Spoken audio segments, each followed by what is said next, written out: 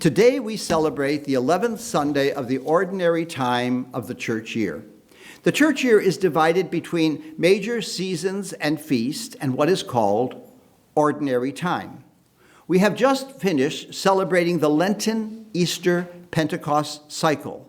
This cycle began with Ash Wednesday on February 17th, and it ended with the Great Feast of Pentecost on May 23rd.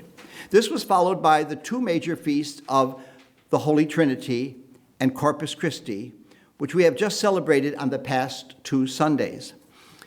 So now we return to the ordinary time of the church year, which makes up the bulk of the liturgical year. Just as in our own lives, the ordinary time is the norm. There's a certain irony in the fact that we have certain days of great significance in our lives only because we have lived through hundreds of ordinary, routine, humdrum, predictable days to get there. Hundreds and hundreds of ordinary days must be lived well to achieve significant milestones. We can only celebrate anniversaries of marriage or milestones in careers or attend the musical recitals of our children because they all acknowledge the accomplishments that were achieved by regular, consistent, patient, faithful attention to the responsibilities at hand day after day. You can only gather friends and family for golden wedding anniversaries or to retire from your company after decades of service if you have been faithfully fulfilling your daily, weekly, monthly, yearly responsibilities. Perhaps the key to this insight is that success in life comes from living in the present, and that significance in life comes from living the ordinary in the best way possible.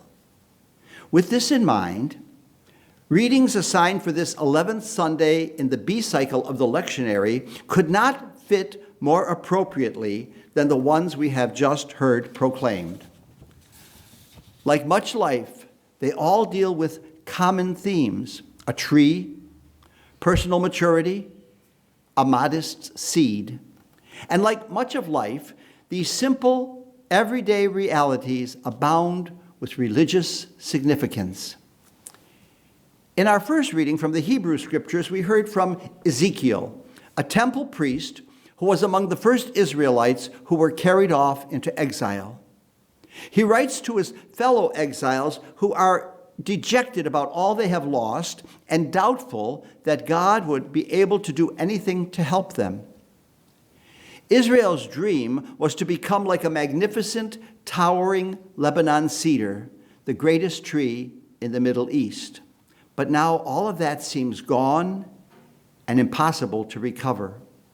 However, Ezekiel describes an unexpected reversal that will be performed by God. Ezekiel tells them a parable about a tiny shoot that will be taken off the top of a tree and will be planted on a high and lofty mountain, a site that is traditionally regarded as the place where God dwells. There, it will flourish, produce branches, yield fruit, and provide shelter for every kind of winged animal.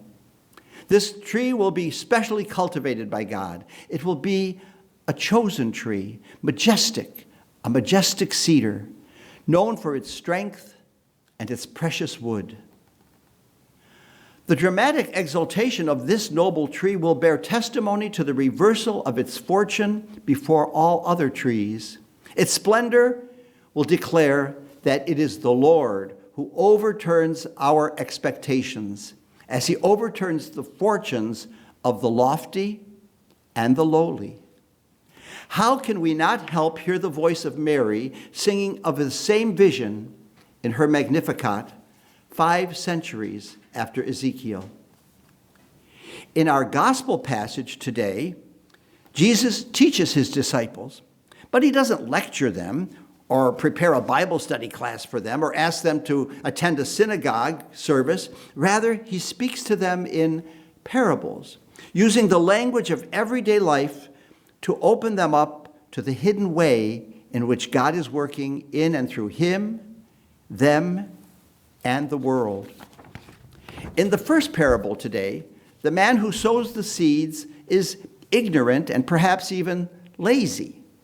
After the planting of the seed, he doesn't do anything to help it along. He doesn't till, weed, or irrigate the crop. Yet, the earth itself brings forth a harvest. Scripture commentator Sister Diane Bergant explains it this way. Human beings plant the seed, watch it grow, and harvest its yield. But the seed works in its own mysterious ways. So does the reign of God. It takes root and grows and produces in secret places within human reality.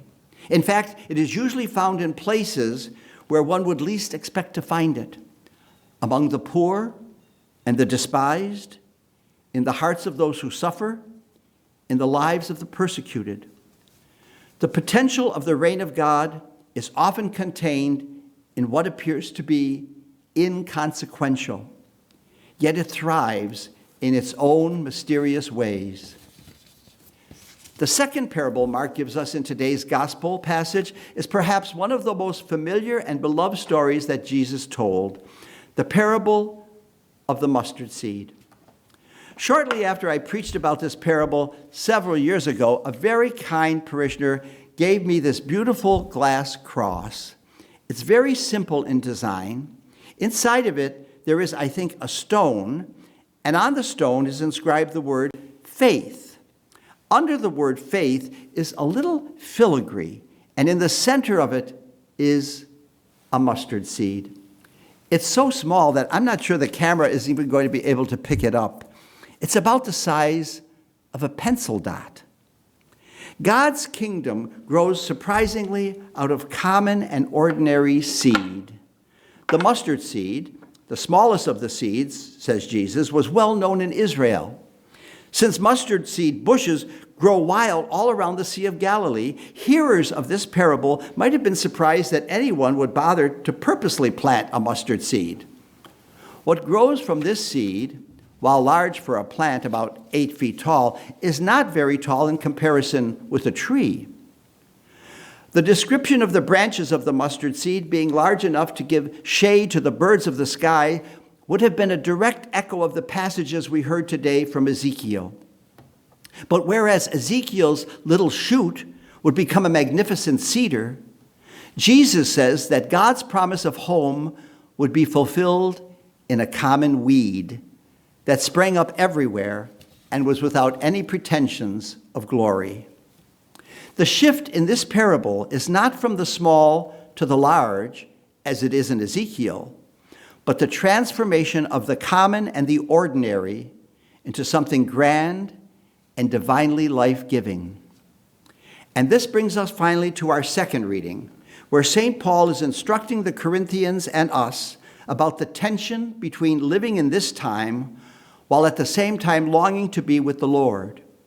In verse 7, he emphasizes the need to live by faith because we cannot live by sight alone. He sums up the dynamic of Christian living in just 8 words. We walk by faith and not by sight. Like the Israelites called by Ezekiel to trust in God restoring them to their homeland, like the sower trusting that the seed he is planting will bear a harvest, we are challenged to believe, without visible proof, that God is with us and is working in ways we neither see nor understand. Does this mean we are off the hook and don't have to do anything? On the contrary, it means that even from the smallest of our efforts, God can make great things happen. The caring word, the simple act of kindness, the moment spent in being with someone can be a seed planted that will change a life, and by that life, change the world. Nothing is too small to make a difference. Or as the saying goes, little hinges swing big doors.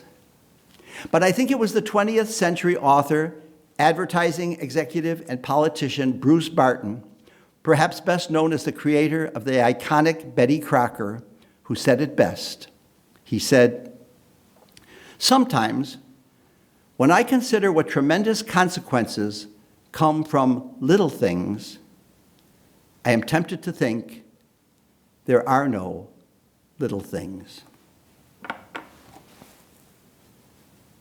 Wow, maybe it's not so tiny after all.